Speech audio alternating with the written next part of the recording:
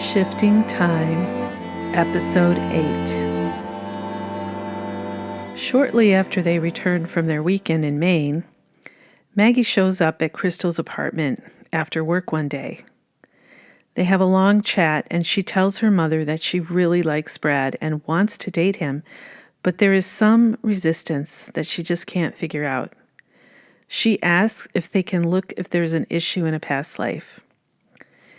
They go into Crystal's workspace, and Maggie lays down on the couch.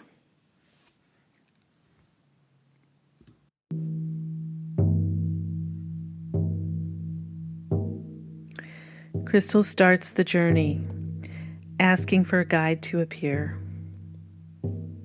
Maggie says a tiger comes. She has seen this tiger before. His name is Manish. They go deeper into the forest. The mists grow denser across the river. They come to the bridge, and Maggie repeats her intention 4 times to herself. Crystal says, "Step to the other side. What do you see? What are you wearing? Are you a man or a woman?" Maggie takes a minute to adjust and says, "It looks like I'm in Ireland many hundreds of years ago. I am a man, dressed nicely for the day, not in rags. I am with my wife, and we are being pulled in a carriage with the driver, so we must have some status. We are on a long journey. Several horses come. These do not look like good men. They are rough and pull out swords. They overtake the driver, and we pull to a stop. They come to the carriage and pull me out and strip me down to steal my nicer clothes and take my money and our things. Then they pull out my wife and strip her. They rape her while holding me back, and I have to watch. It was horrible. I felt so helpless that I couldn't defend her. They let us go, but took the horses. It was a long time before we found a village and got help to get home. It was horrible." Maggie gets emotional.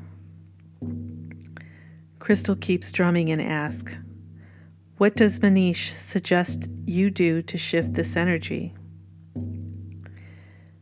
Maggie pauses while waiting to hear what she should do. Manish says that we didn't have to go on that journey.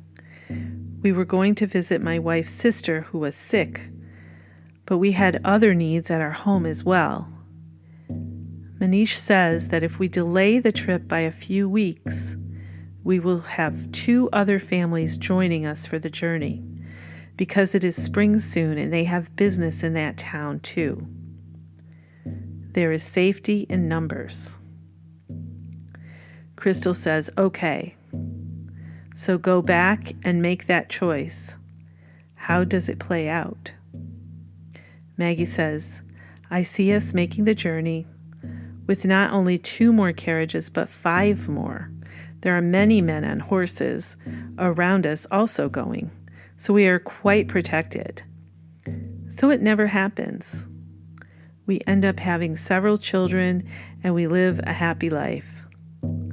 I didn't carry that trauma with me when I died." Maggie then realizes, "I see Brad when I look into my wife's eyes. She is Brad, so we switched genders in that lifetime. But we seemed really happy together." Crystal closes out the journey. Maggie feels much lighter afterwards and doesn't feel that resistance. She realizes she does have feelings for Brad and would like to start seeing him more as more than just friends.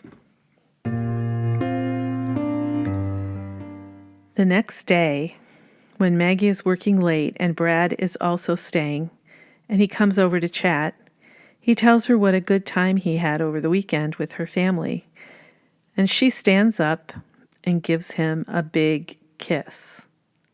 He is surprised, but in a good way.